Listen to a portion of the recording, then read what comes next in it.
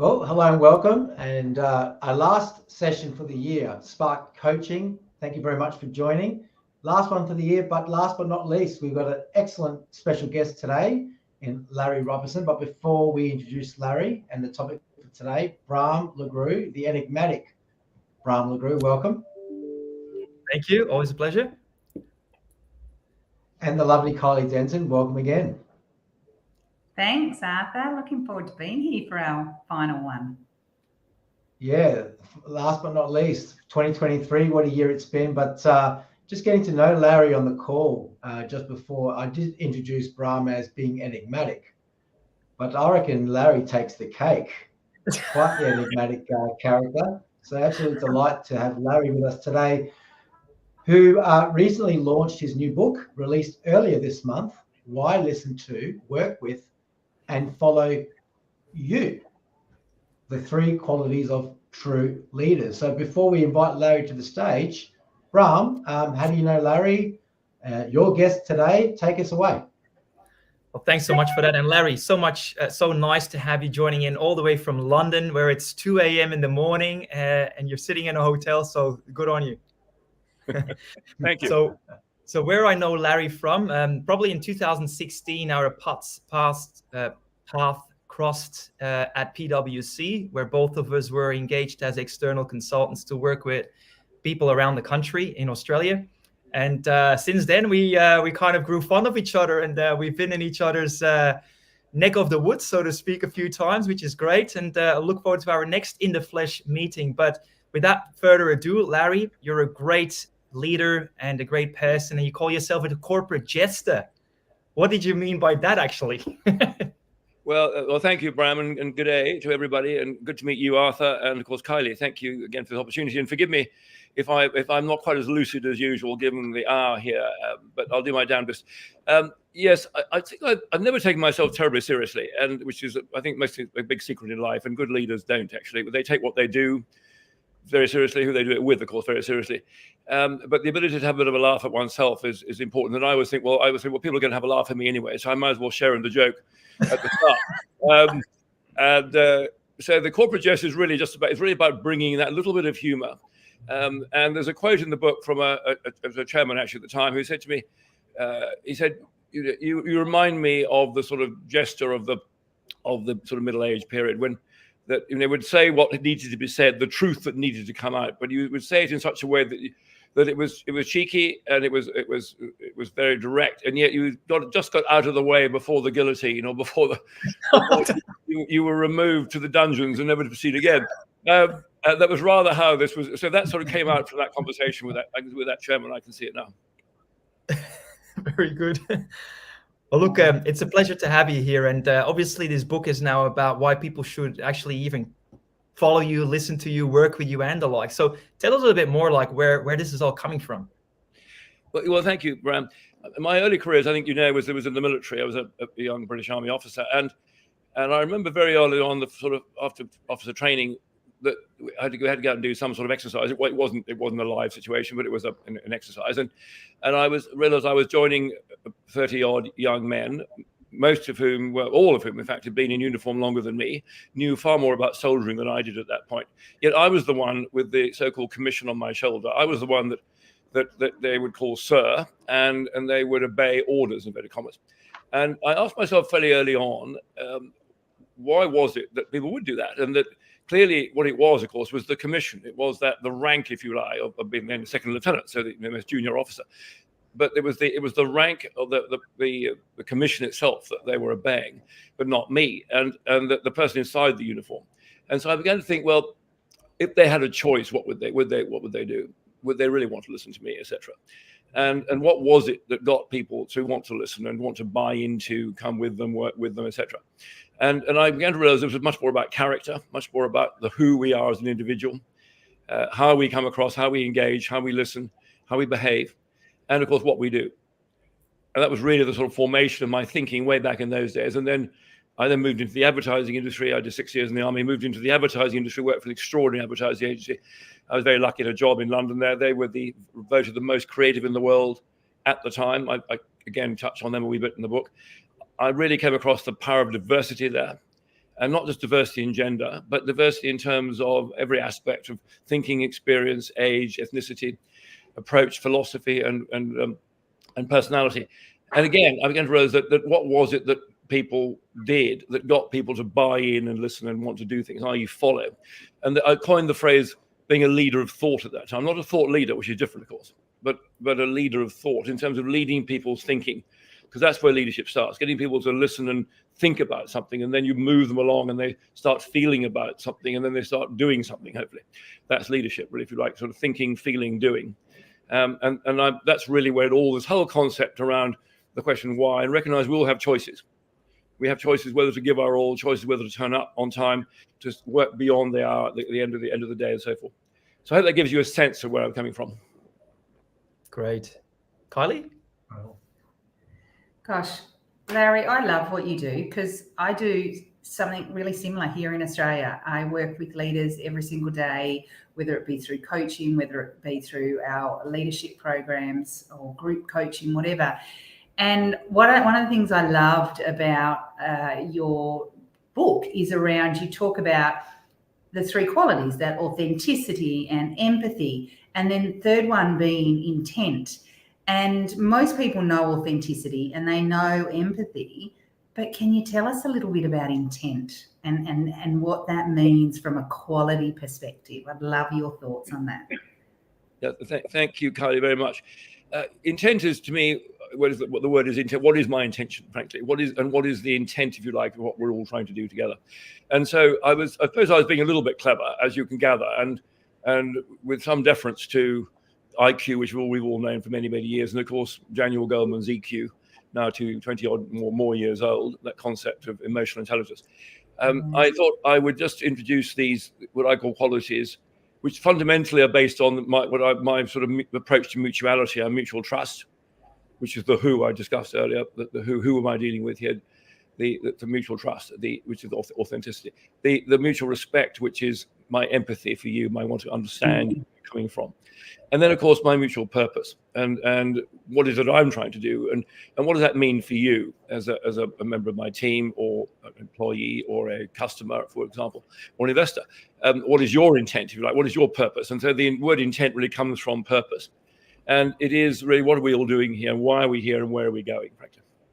Yeah, I love it. And I'll because I talk about intention all the time, whenever I'm talking with leaders around when they're managing, say, underperformance or leading change or providing feedback, sometimes people say, but they don't take it the right way. And I said, one of the things that I often find is whenever I'm working with, especially with my team, but people that trust me as well, so my clients, they know my intention is right. So when I'm giving them feedback, they know that my intention is to help them, support them, grow them, and develop them. It's never because I don't like them, Yeah. So I love when, as soon as I picked up around that intent, I thought you nailed it, because when people know your intention is right, and when they bring that same intention, we're now on the same page. We're going in the same direction, and I love that. Thank you, Kylie. I think you've understood it and made it very clear. And you're so right. It's to me, the word mutuality is important.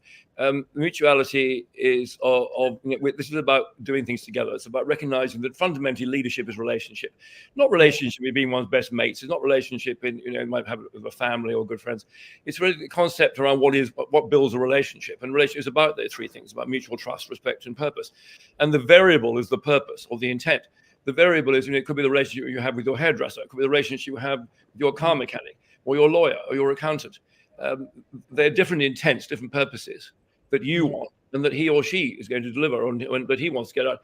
But the mutual trust and mutual respect are fundamental. And often when we look at relationships, whether they're personal or corporate, and I touch on a very well-known corporate relationship that broke down in this book early on, you may recall, the Ford Motor Company and Goodyear tires, Firestone tires with Goodyear, that broke down because the trust and the respect broke.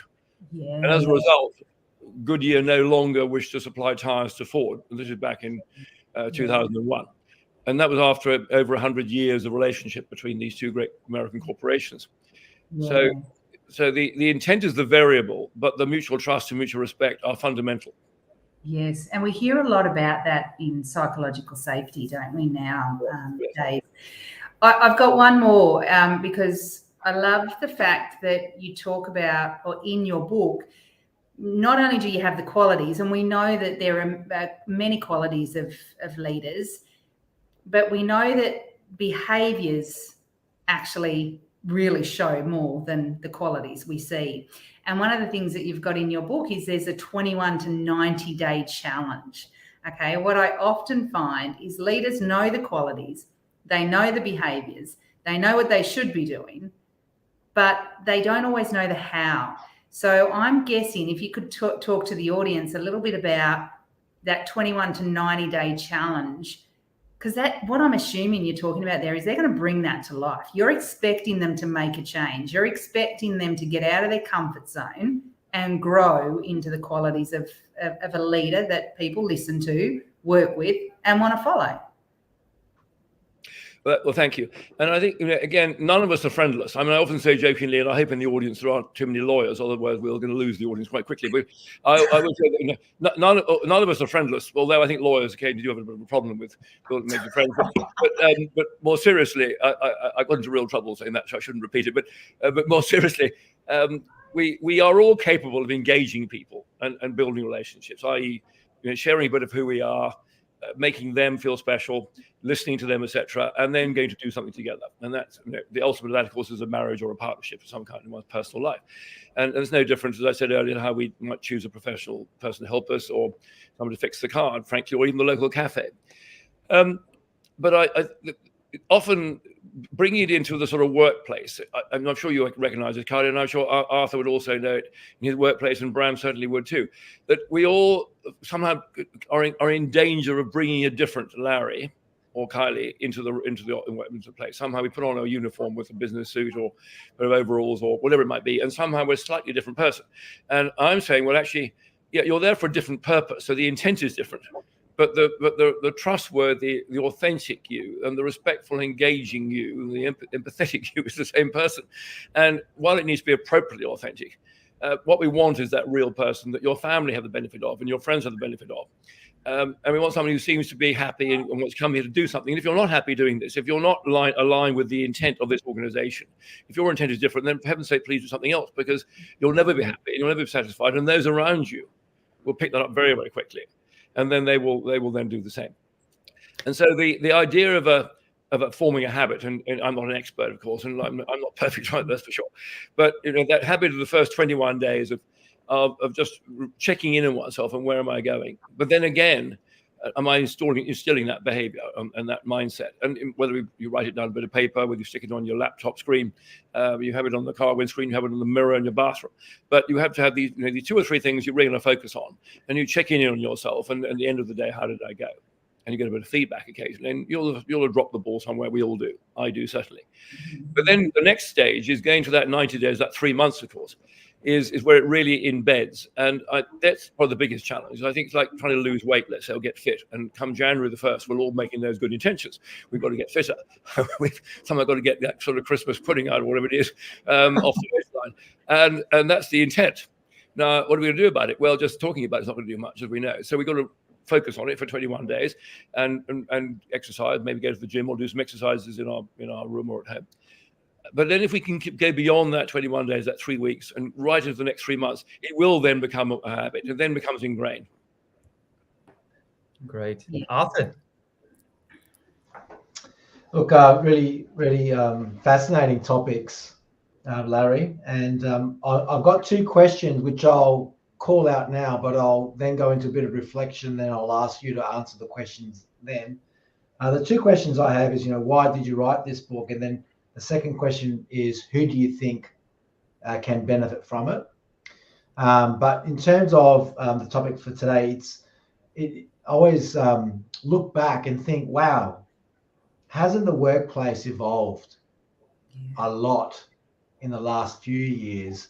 So if you think about the typical workplace and how the order worked, I'm not, I don't have any experience before probably the 2000s. Towards the end of the 1990s, I worked for a corporate and started to understand the order of things and how things worked, where rank determined control.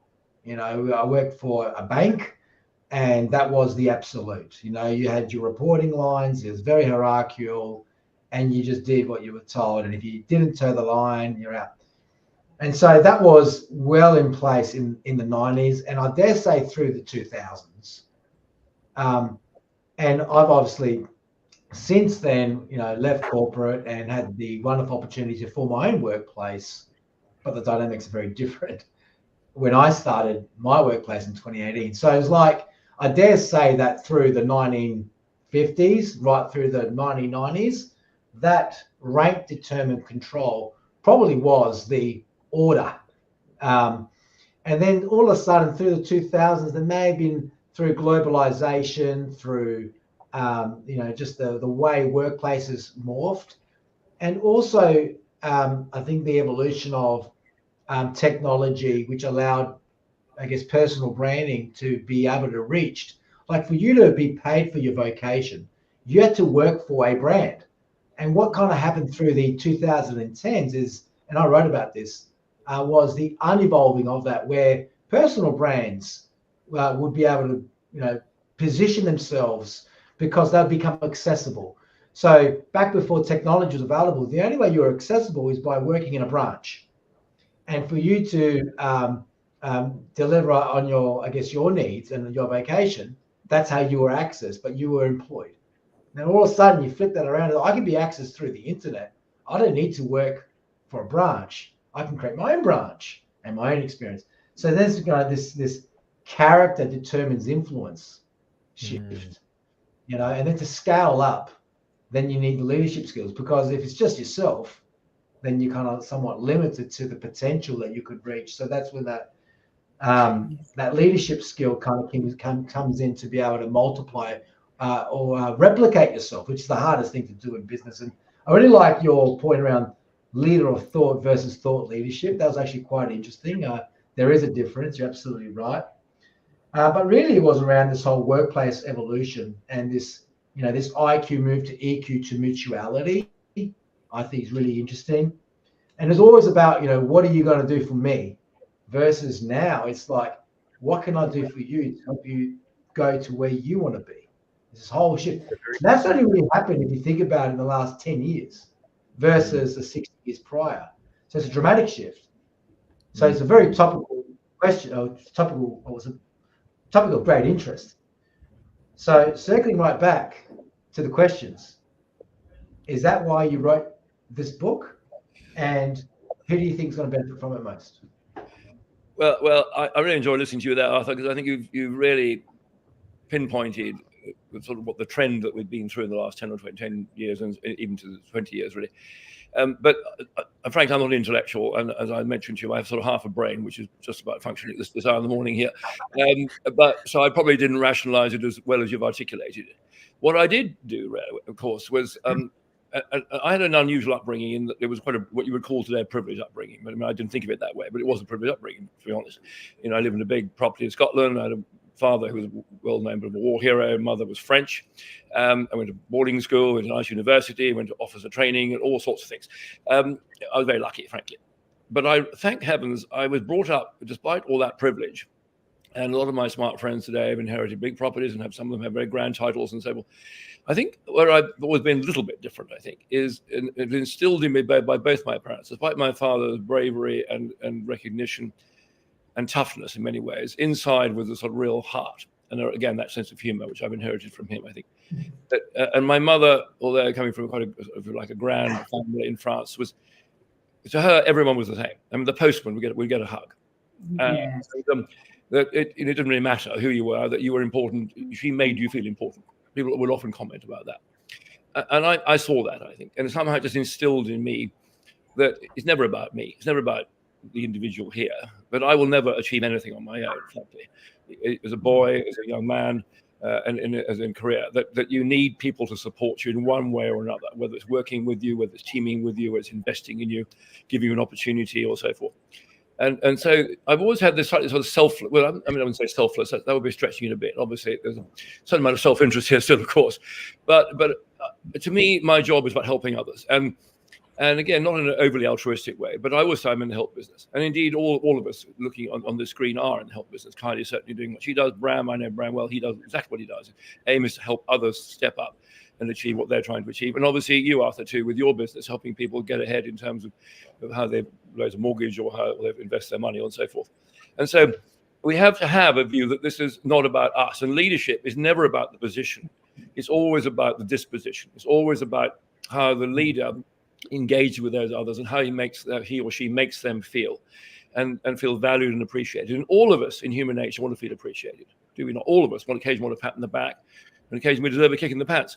And that's the leader's role, if you like, to give 100% of who he or she is to those around him or her and make them feel as though they belong and they're excited to be part of something. But equally making them feel safe, as Kylie and I were talking earlier, that psychological safety, which is a phrase I didn't use in the book because it's a fairly relatively new phrase. But to me, again, I learned that very early on, both at school, but I also learned at university, but I learned in the army that, again, in the book, there's a story, I won't repeat the whole thing now, but as a young officer, I was giving my orders, in inverted commas, for the first exercise we went out and did in Hong Kong, actually, which was still under British flag at the time. And I remember so well, I was quite nervous, and I prepared these orders, having come down from my commanding officer, who was a major company commander, and I got my manual out from Sandhurst University, from the training college, and did all this stuff. And then I sat in front of my three, what you call today, direct reports, who were all soldiers, I described them earlier.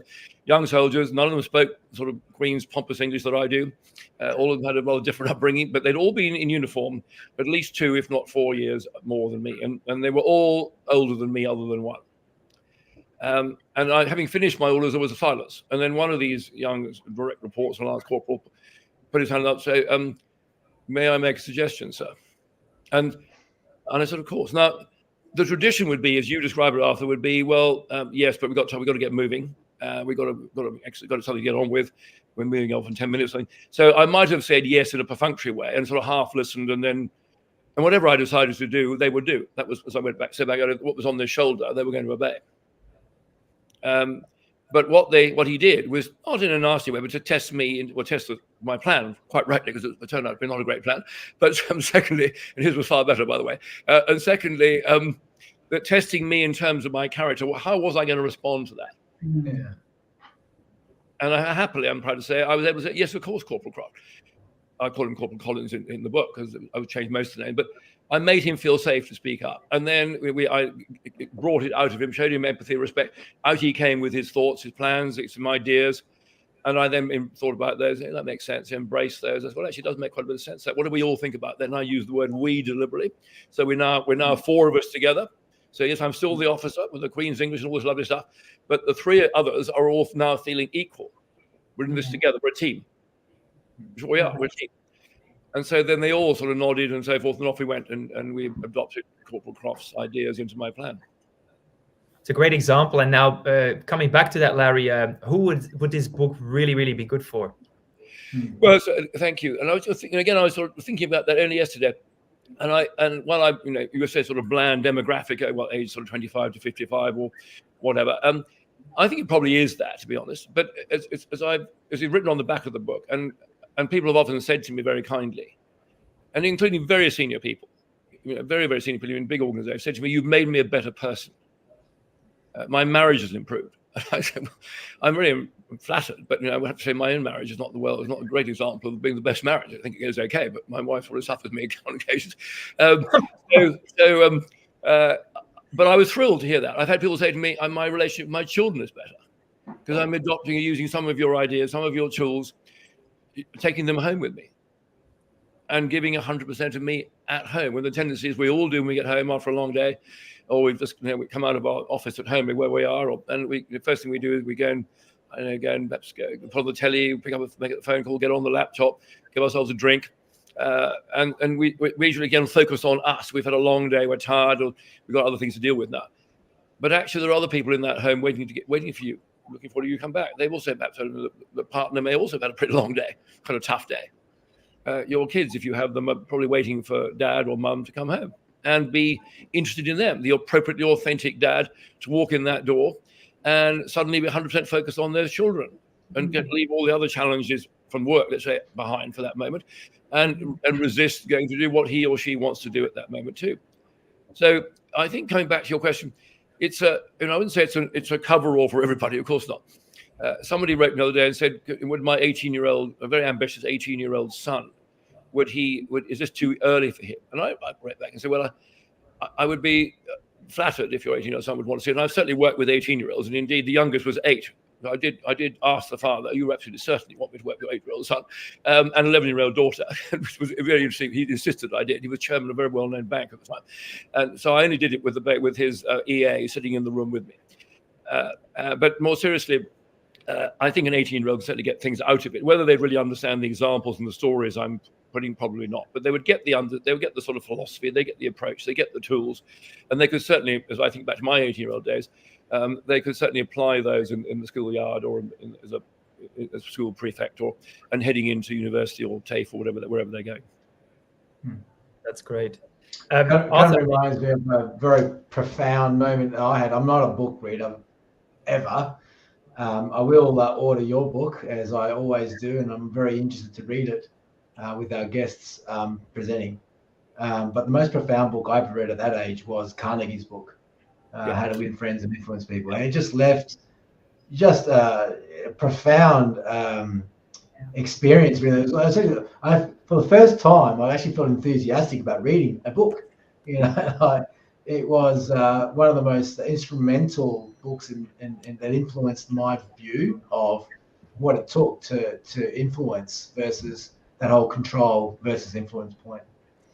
You're going to point something out there on your book, Larry.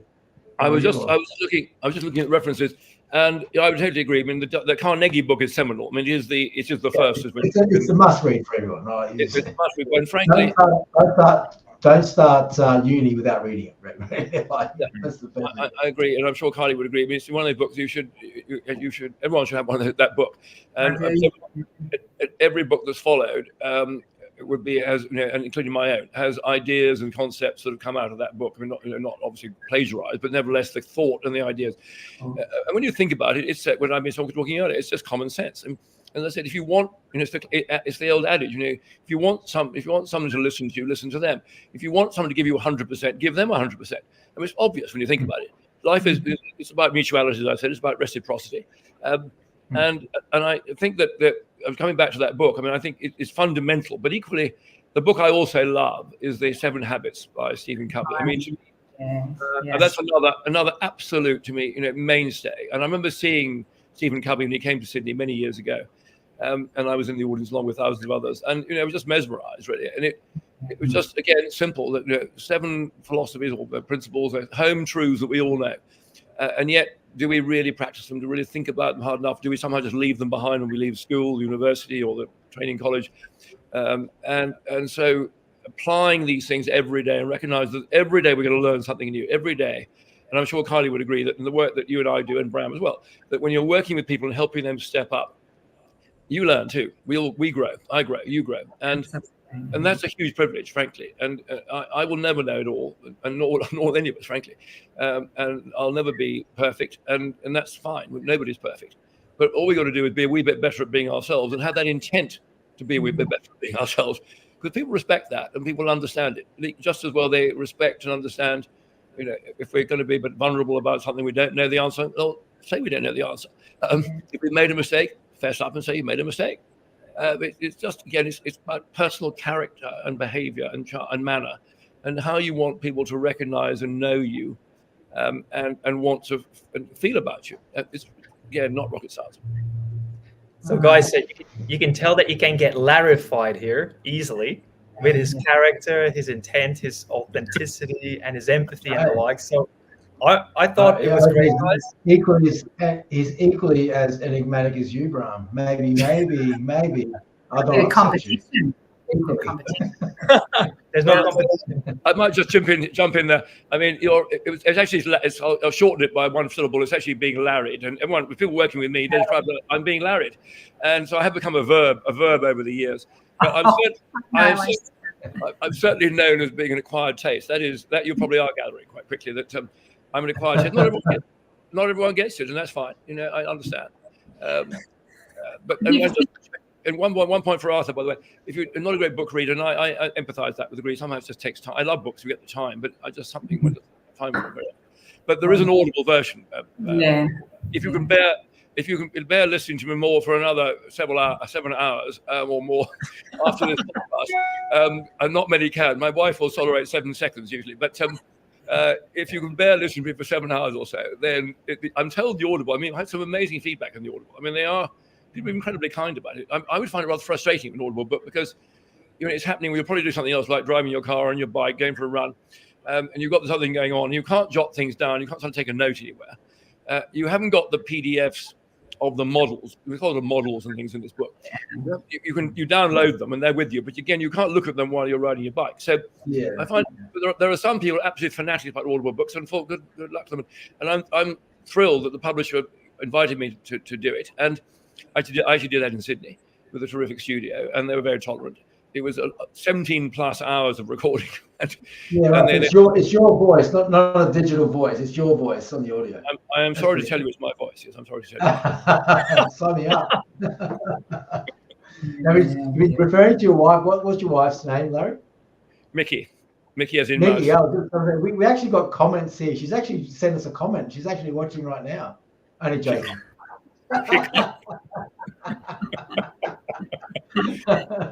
I hope not. But we've been married almost. We're in our 37th year now, which is not bad. She survived me all this time, and I mentioned very proud of what she's achieved in her world. Grew up in Sydney, are in Sydney, and she grew up with a window box. Studied interior design in London, where I met her, and she's translated all those skills into our little property west of Sydney, where I dragged her from the comfort of the eastern suburbs to out into the boondocks in those days of Western Sydney, and we created a sort of really lovely life for ourselves, but for our children. And people, almost every weekend, people are coming to do something, workshops, seminars that she runs in that field, and has people in her space in the design area that come and food and all that sort of thing. Come and do it. So it's again, she's in the same sort of business as me in a way. It's also in the help business, if you like. Yeah. Let's wrap it up. Thanks, Larry. And I think you make a good point just for everyone that is listening. Leadership is not by title, and it's also not just leading in business either. So when you said, who's this book for? I think, so many people, and as you mentioned, Arthur, we can all get something out of it, whether it be personal or whether it be in business. So I'm an avid reader. I'm a true believer that you cannot grow others unless you grow yourself. And I love Audible, but I also love hard copies for that exact reason. Sometimes I want to take some notes, but I'm out walking. But I wouldn't get through as many books as I get through if I didn't have the Audible version. Okay, so there's times when I can do it Audible. So I think for anyone that wants to continue to grow and be a better leader, should be reading your book, but also many, many books to continue to grow as a leader. Of course. Can you just hold it up for everyone just so the audience can see it again? There we are. And they get it on Audible. Where do they buy it? And maybe you can pop a link into the chat bar at the end. But where do they buy it? Well, I'm proud to say it's in most bookstores. It's in Dimmocks right now. I saw it in Dimmocks in George Street, Sydney last week. It's in bookstores. I'm very excited and somewhat humbled is probably the right word to tell you that as I landed here on Sunday, that I walked past WH Smith, which is the big retail store at airports. So they're in Sydney, in Australia now too, of course. And there they had a chart, business book chart or something. And I happened to glance over, and I found that my book is number 9 in the top 20 or something. Should have done selfie. Which is pretty extraordinary. It was only launched here 2 weeks, just 2 weeks ago in London, in UK, 2 weeks ago. And I don't quite know what's brought that about. I mean, you look and see who the number one is. A very well-known guy called Stephen Bartlett, and he's written a book called The Diary of the CEO, which actually looks really interesting. And number 1 is him, and number 3 is him. The number 3, I think, is called something about Sexy Millionaire, which obviously I think people would probably pick up that book.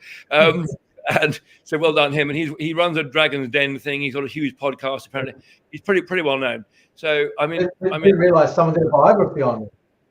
Yeah, well, I'm somewhat, I am sort of humbled, frankly, to be in that sort of company. I was just joking, so I didn't realise someone did a biography on me. We'll see how long it lasts. So that's bookstores, of course, and online, Amazon, of course, Booktopia in Australia, as Audible, as you know about. Wonderful. Thanks, Larry. It's been a pleasure. Thank you, Larry. Absolutely. I was just jokingly saying, I'm sure that cut out, but I was just saying I didn't realise someone wrote a biography on me. Was it the Diary of a CEO and a CEO? You've all been Larried. Being Larry. I love it. Yeah, I'm going to buy a book for Christmas. Definitely, Larry. Thank you for sharing. The other book I thought of was I think it's Robert Sharma, The Leader with No Title. Is a pretty good book. Yes, if you haven't read that one, that's a good book too, which kind of relates to the topic. But look, we're 35 minutes in. I think we need to wrap it up. So, Bram, just any closing comments? And thank you, Larry, for his time, and wish him all his best for his book launch. Thank you. And well, that a final point there, that Leader Without a Title goes back to exactly what Kylie and I were talking about. I mean, this is about disposition, not position. Absolutely. Yeah, that's really good. Disposition, not position. All right. Great. Thank you so much, Larry. Thank you, Bram, for introducing us to Larry. Kylie, as always, lovely to see you. Larry, all the best. Have a wonderful Christmas. And hopefully we see each other again soon. Thank you. Yeah, Merry Christmas, everyone. Take care and have a safe one. And see you next year, all. See you next year. Bye-bye. Bye-bye. Thanks for your time.